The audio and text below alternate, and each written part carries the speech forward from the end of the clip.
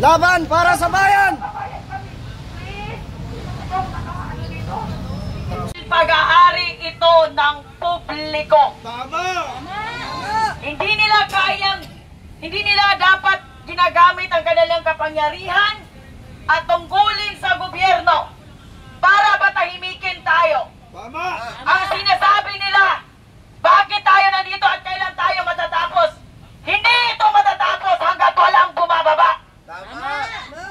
Hindi kami aalis at hindi ito matatapos hanggat ang mga kurakot ay hindi napaparusahan.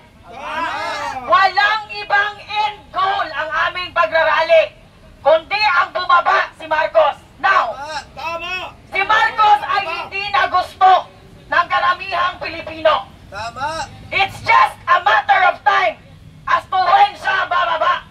It's no longer a question kung bababa si Marcos. It's just a matter of when. Now, nananawagan ako sa kapwa mga polis, sa mga polis at sa mga sundalo. Ilang dekada kayo ang institusyon na lumaban sa mga NPA, sa mga teroristang walang ibang layunin kundi papagsakin ang gobyerno. Maraming nagbuhis ng buhay, maraming nagsakripisyo. Iwanan ninyo mga pamilya. Hindi kayo maka-attend ng mga graduation, hindi kayo makasama ng pamilya nyo sa mga importanteng okasyon ng buhay nila dahil nandun kayo sa bundok, nakikibaka at pinagtatanggol ang kalayaan at ang kapayapaan ng Republika ng Pilipinas. Ngayon, I don't have to present an evidence because it is very evident and blatant na nakikita nyo na ang pamahalaang ito ay nakikipag-ani puwersa sa makakaliwang grupo. Ito ay isang insulto sa mga sakripisyo na ginagawa ng bawat kapulisan at ng bawat sundalo. Huwag niyong hayaang insultuhin ang pagmamahal ninyo sa bayan. Magsalita kayo, makianib kayo, at protektahan nyo ang mga Pilipino. Tama! Dahil kapag ang pamahalaan, ang isang panggogobyerno ay hindi na nagpoprotekta sa mga tao at sa halip ay nakikipag-anib sa makakaliwang grupo, it's time for you to rethink your decision and your loyalty to that person who is a weak shit running this country like a circus. Wala ba tayong mga kamay dyan? Luluhod po kami sa inyo. Luluhod po kami. Nagmamakaawa po kami sa inyong lahat. Isalba niyo po ang Pilipinas. Maawa po kayo. Huwag niyo po hayaan. Huwag niyo po hayaan. Mawalan tayo ng bansa. Please, General Browner, sir. Maawa po kayo. Nagre-representa po ako sa Pilipino, sa buong mundo, sa loob at labas ng Pilipinas. Kami po ay nagsusumamo. Maliit po kami. Wala po kaming lakas. Wala kaming kapangyarihan. Pero ang sinasabi ng ating batas sa Constitution, the people are the sovereign. Saan? Saan? Saan ang kapangyarihan ng tao? Lalaban tayo! Marcos resign! Marcos resign! Marcos resign! Marcos resign! Marcos resign! Marcos resign! Marcos resign! Now! Hindi ka namin kailangan! Alis ka na dyan, kawawa ang mga taong bayan! Resign! Resign ka na! Walang hiya ka! Sir Browner, sir, kayo po ang inintay ng taong bayan, sir. Tulungan niyo po ang Pilipinas. Huwag niyo po kami bababayaan.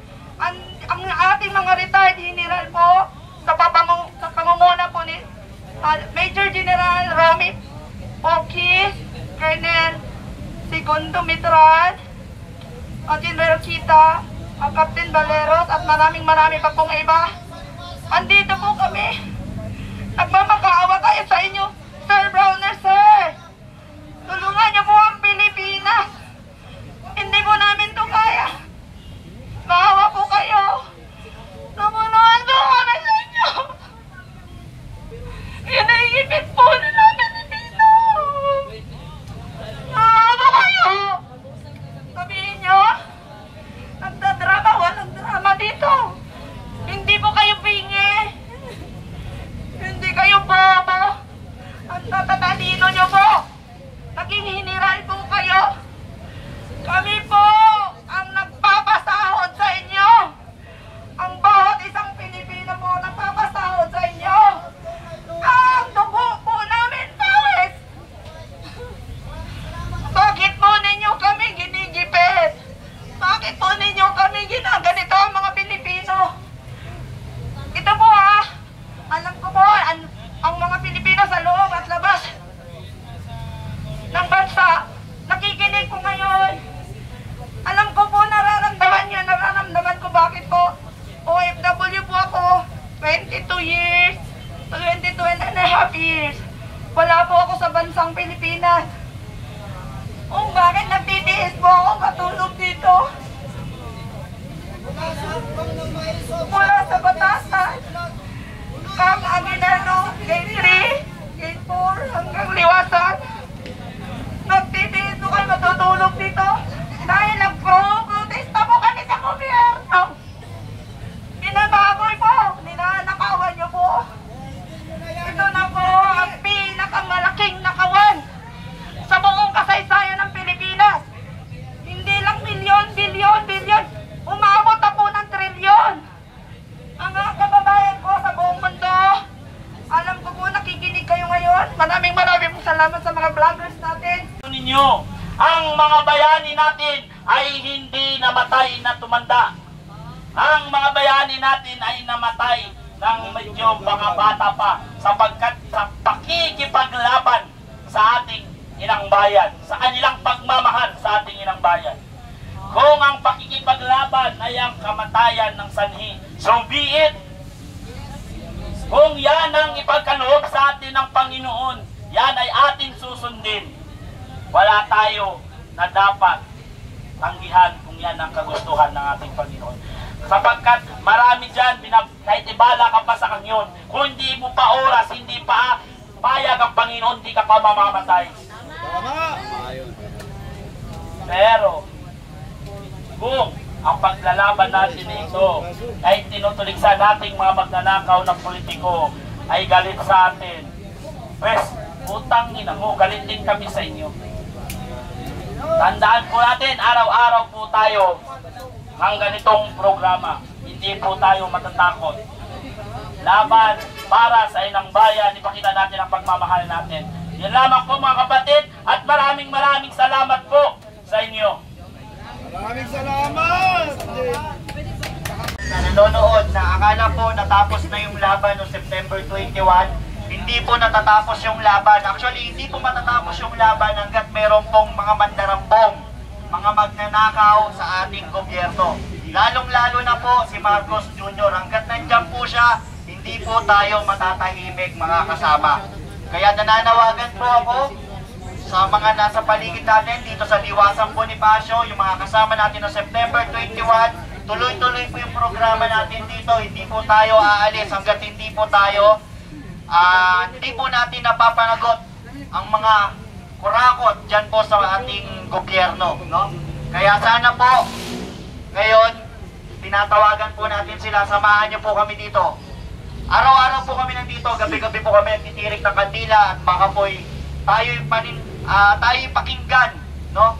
Magkaroon biglang mauntog, bigla si Bongbong Marcos, bigla siyang mag-resign.